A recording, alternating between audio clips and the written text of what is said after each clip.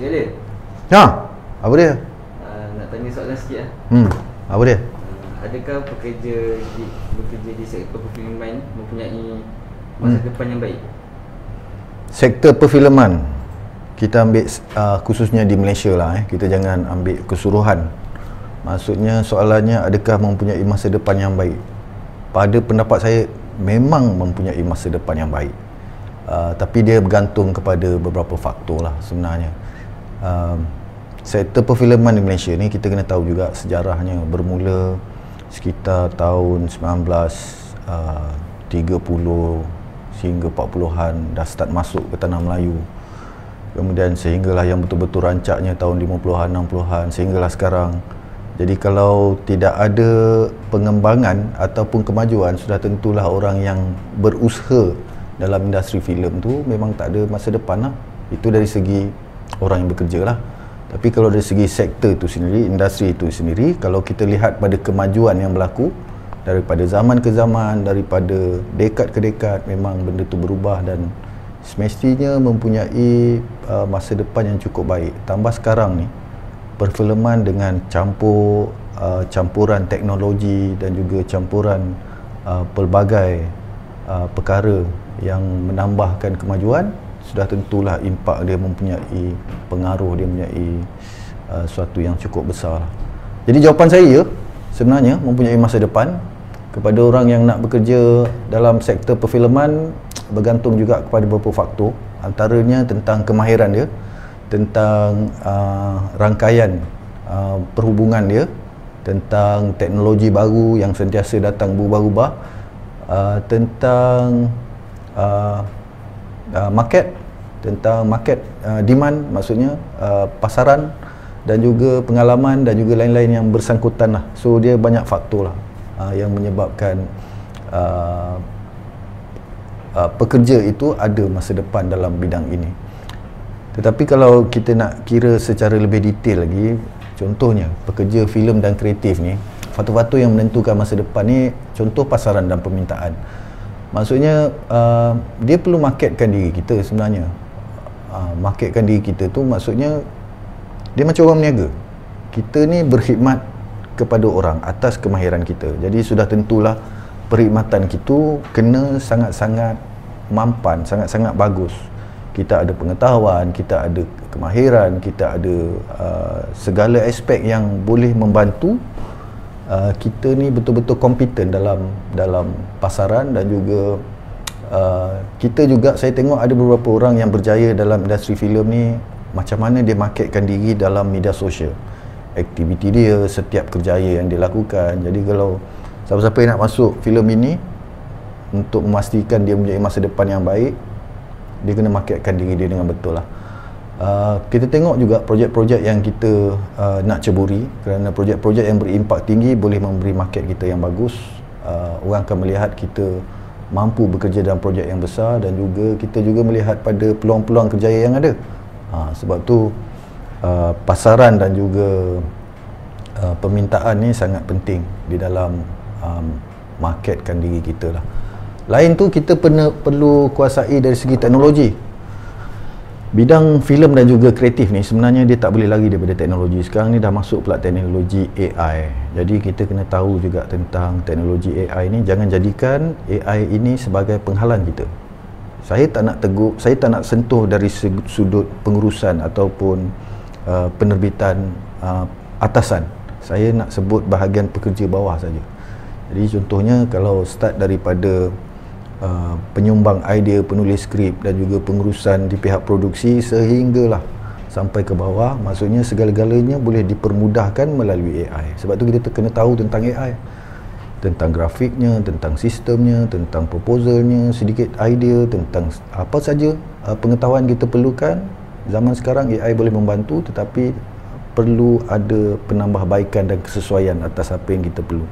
Teknologi, kalau kita rapat ataupun kemahiran kita ataupun bidang kita lebih kepada technical bahagian perfilman, jadi kita kena rapat dengan teknologi. Kita kena tahu, kalau tak ada kerja kita kena sentiasa ambil tahu, pergi bengkel, pergi kursus, pergi launching produk apa semua, Teknologi kamera sekarang ni sangat laju, teknologi editing juga sangat laju, teknologi yang lain-lain juga sangat laju. So kalau kita nak, contohnya kalau ada projek, kalau kita nak propose daripada proposal awal, pelbagai perkara yang kita boleh gunakan untuk menyampaikan idea kita untuk dipersetujui oleh pengarah. So teknologi itu semuanya membantu kita. Kalau dulu orang gunakan lakaran untuk storyboard, sekarang mungkin ada cara lain yang lebih tepat tentang apa yang kita nak, tujuan dan juga bahan-bahan yang kita hendak pakai. So benda-benda itu sentiasa menggunakan teknologi lah. Sebab tu saya kata kita tak boleh lari daripada kemajuan dan juga teknologi. Kemudian antara poin yang berikutnya ialah kita punya networking. Jadi kalau kita nak masa depan kita bagus dalam industri, networking, hubungan kita kena bagus. Contohnya kita kena cari kerjaya kita siapa yang wakil, persatuan atau perkumpulan yang wakil. Jadi dekat situ networking yang paling banyak sebenarnya. Jadi kalau ada persatuan, kita kena pergi persatuan, kita kena get involved semua aktiviti yang ada. Persatuan ni tak ada lain lah, kebanyakannya dia akan menjaga kebajikan kita, dasar kerjaya kita, ada latihan, ada forum, ada pelbagai.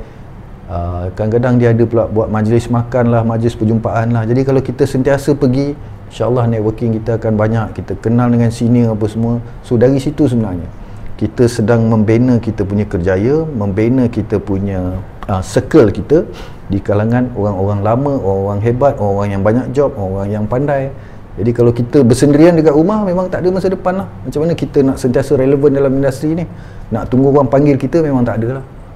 So kecuali kalau kita dah melalui berpuluh-puluh tahun dan pengalaman kita, hasil kita sangat bagus. Tapi kalau kita masih baru, masih lagi dalam peringkat pertama dipanggil, so kita kena cari networking yang bagus lah.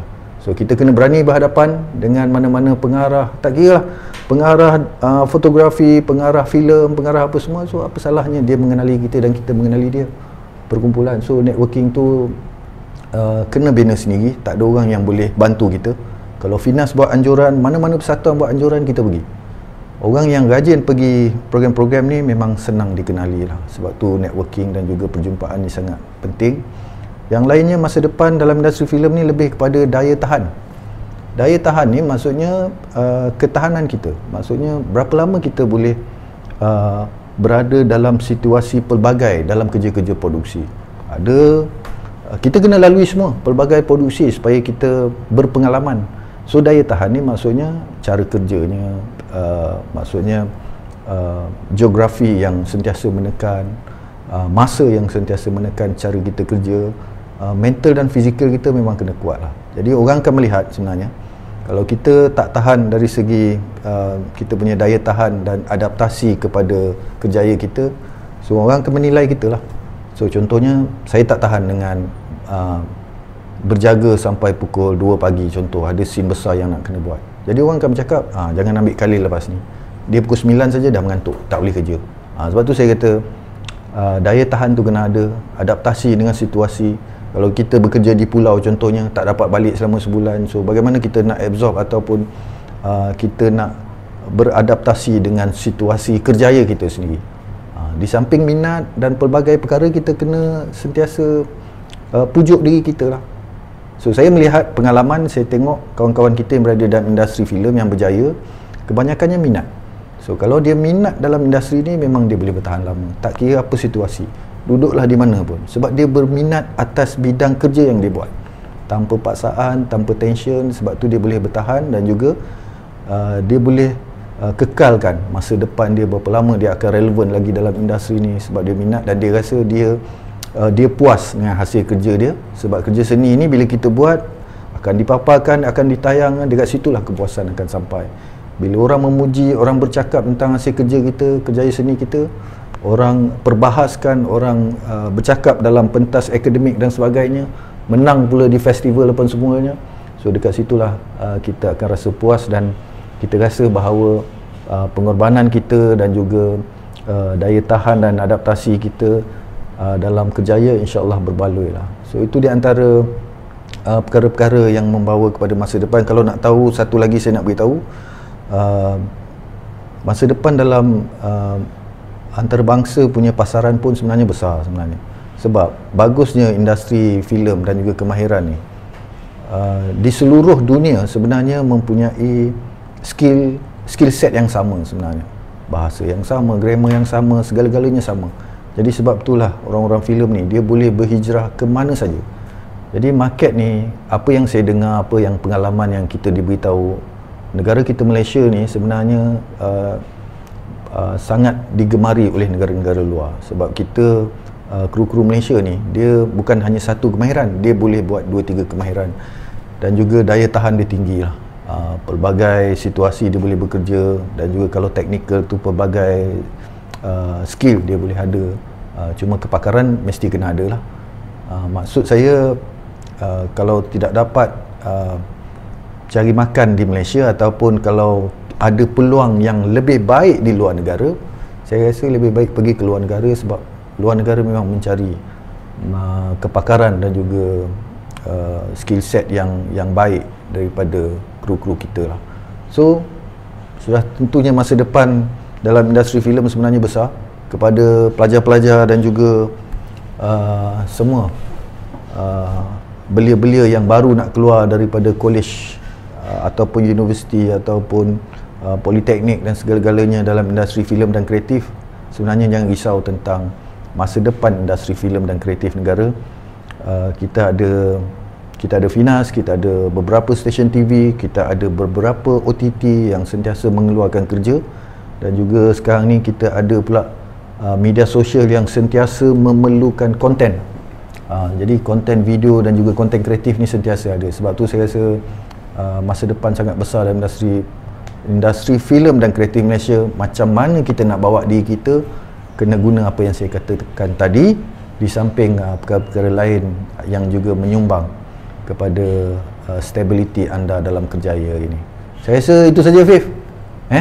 So kita sambung lagi dalam episod akan datang. Terima kasih. Assalamualaikum warahmatullahi wabarakatuh.